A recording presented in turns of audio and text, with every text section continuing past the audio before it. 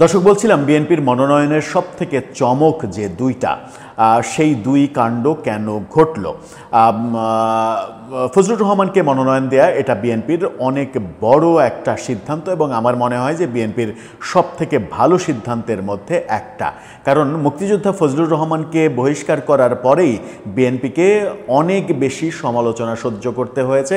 কারণ স্বাধীনতা বিরোধী রাজাকারদের সমালোচনার পরিপ্রেক্ষিতে বীর মুক্তিযোদ্ধাকে দল থেকে বহিষ্কার করা, এটা বিএনপির রাজনীতিতে একটা সিগন্যাল দেয় যে বিএনপি মুক্তিযুদ্ধের পক্ষের মানুষগুলোকে বুকে জড়িয়ে ধরার পরিবর্তে ছুঁড়ে ফেলতে চায় কিনা। এরকম সমালোচনার মুখে যখন আনুষ্ঠানিকভাবে তার বিরুদ্ধে যে বহিষ্কারাদেশ, সেই বহিষ্কারাদেশ তুলে নেওয়া হয়নি, ঠিক সেই মুহূর্তে তার ঘোষিত যে তালিকা, অর্থাৎ কিশোরগঞ্জ 4 আসন থেকে ইটনা, মিঠামাইন ও অষ্টগ্রাম এই অঞ্চলের যে তিনি অনেকবারের এমপি ফজলুর রহমান, তাকে মনোনয়ন দেয়া হয়েছে। এই মনোনয়ন যখন দেয়া হয়েছে তখন সেটাকে কালের কণ্ঠ এই ব্যাপারটা নিশ্চিত করছে। তাদের শিরোনামটা দেখে নিতে পারেন। সেখানে বলা হচ্ছে বিএনপির মনোনয়ন পেলেন ফজলুর রহমান, কিশোরগঞ্জ 4 আসন থেকে তাকে মনোনয়ন দেয়া হয়েছে। এটা খুবই ভালো সিদ্ধান্ত একটা হয়েছে। ফজলুর রহমানকে নিয়ে বিএনপির অনেক নেতার রয়েছে, বিএনপি ছাত্রদলের অনেক নেতার এক ধরনের অ্যালার্জি রয়েছে। অ্যালার্জি থাকা কারণ হচ্ছে ফজলুর রহমান মুক্তিযুদ্ধের কথা বলেন কেন এত, ফজলুর রহমান কেন বঙ্গবন্ধুকে সাপোর্ট করেন, ফজলুর রহমান কেন 72-এর সংবিধানকে সাপোর্ট করেন, কেন তার এগুলোর পক্ষে ভয়েস রেজ করেন। এটা বিএনপির অনেক নেতার কারণে, যারা অনেক নেতার জন্য কিংবা ছাত্রদলের অনেক নেতার জন্য একটা অ্যালার্জির ব্যাপার, গা জ্বালা করার ব্যাপার। যেমন ছাত্রদলের ডাকসু নির্বাচন করা শীর্ষ 2 নেতার ফজলুর রহমান সম্পর্কিত ওই বহিষ্কারাদেশ যখন হয়, সেই সময় আগে পরের ফজলুর রহমান সম্পর্কিত যে মন্তব্য, সেই মন্তব্য অত্যন্ত কুরুচিপূর্ণ মন্তব্য বলে মনে হয়েছে। ফজলুর রহমান সম্পর্কে বড় নেতারা যখন বাজে মন্তব্য করেননি, টেকনিক্যাল মন্তব্য করেছেন, তখন তারা বাজে মন্তব্য করেছেন। এই মন্তব্যের পরিপ্রেক্ষিতেই বোঝা যায় যে আদতে ফজলুর রহমানের যে ভয়েস রেজ করা, তার যে কণ্ঠ, সেই কণ্ঠের মূল যে উপলব্ধি, সেই মূল উপলব্ধিটা তারা করতে পেরেছে কিনা। ফজলুর রহমান কিন্তু খুবই টেকনিক্যাল একটা কাজ করেছেন। কি টেকনিক্যাল কাজ? তিনি কিশোরগঞ্জ 4, সেই কিশোরগঞ্জ অঞ্চল মূলত কার অঞ্চল? সাবেক রাষ্ট্রপতি আব্দুল হামিদের প্রতাপ দেখানো অঞ্চল। সেই রাষ্ট্রপতির অঞ্চলে তিনি যদি মুক্তিযুদ্ধের বিরুদ্ধে কথা বলেন, 71-এর বিরুদ্ধে কথা বলেন, রাজাকারদের পক্ষে কথা বলেন, তাহলে আওয়ামী লীগ যখন নির্বাচন করতে পারছে না, কিংবা তিনি যদি বঙ্গবন্ধুকে সাপোর্ট না করেন, 72-এর সংবিধানকে যদি সাপোর্ট না করেন, তখন আওয়ামী লীগের যে বিশাল একটা ভোট ব্যাংক ওই অঞ্চলে, সেই ভোট ব্যাংকটা পেতে তিনি সমর্থ হবেন না।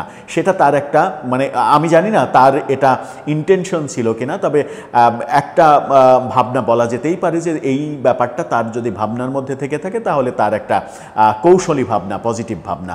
অন্যদিকে রুমিন ফারহানাকে কেন মনোনয়ন দেয়া হলো না, এটাও নিশ্চিত করছে দৈনিক যুগান্তর। তাদের শিরোনামটা দেখলেই বুঝতে পারবেন, বিএনপির প্রার্থী তালিকায় নেই রুমিন ফারহানার নাম। রুমিন ফারহানার নির্বাচন করার কথা ব্রাহ্মণবাড়িয়া 2 আসন থেকে, সরাইল, আশুগঞ্জ এই আসনে বিএনপির প্রার্থী হওয়ার কথা ছিল, তবে আসনটিতে আপাতত প্রার্থী হিসেবে কারো নাম ঘোষণা করা হয়নি। তার ব্রাহ্মণবাড়িয়া 2 আসন থেকে জোটের, যাদের সঙ্গে বিএনপি জোট করতে যাচ্ছে, সেই জোটের কাউকে ছাড়া হচ্ছে ব্রাহ্মণবাড়িয়া থেকে। সেটা একটা বড় বিষয়, বড় একটা ইঙ্গিত। এবং রুমিন ফারহানাকে মনোনয়ন না দেওয়া বিএনপির জন্য খুব ভালো একটা ডিসিশন হলো কিনা, সেটা বোধহয় বিএনপিকে ভাবতে হবে, বেশ কিছু দিন, বেশ কিছু বার ভাবতে হবে, বারবার ভাবতে হবে। কারণ গত 15 মাসে বিএনপিকে মূলত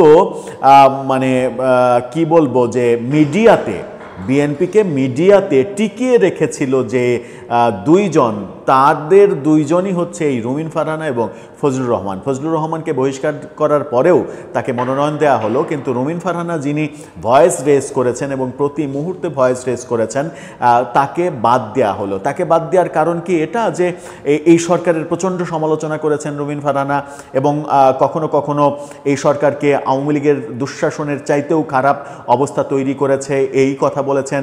আওয়ামী লীগের বিভিন্ন প্রসঙ্গে আওয়ামী লীগের মানে রাজনীতি করার প্রাসঙ্গিকতা নিয়ে কথা বলেছেন। নির্বাহী আদেশে আওয়ামী লীগের যে নিষেধাজ্ঞা সেটার বিরুদ্ধে কথা বলেছেন।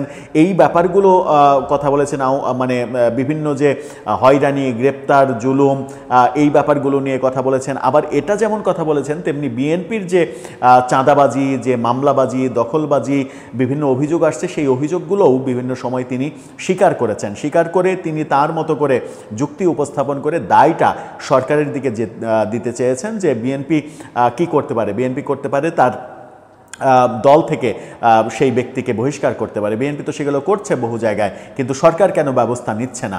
সরকার বিরাজনীতিকরণের প্রক্রিয়াতে যেতে চাই বলে সরকার চায় যে এগুলো চলতে থাকুক, রাজনীতিবিদদের উপরে মানুষের আরও বেশি ঘৃণা জন্মাক, যেন এই সরকারকে আরও অনেক দিন টিকিয়ে রাখা যায়। এরকম নানা মন্তব্য, নানা কথাবার্তায় সরব রেখেছিলেন মিডিয়াকে যে নেত্রী বিএনপির, তাকে বিএনপি মনোনয়ন দিল না। এখন বিএনপির রাজনীতি বিএনপির কাছে, তারাই ভালো বুঝবে যে কেন তাকে মনোনয়ন দেওয়া হলো না।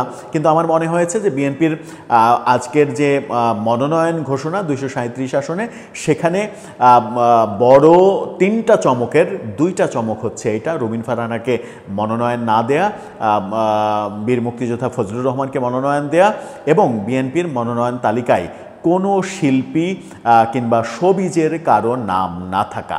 দর্শক, আপনারও কি তাই মনে হয়? আপনার মতামত জানিয়ে লিখতে পারেন আমাদের কমেন্ট বক্সে।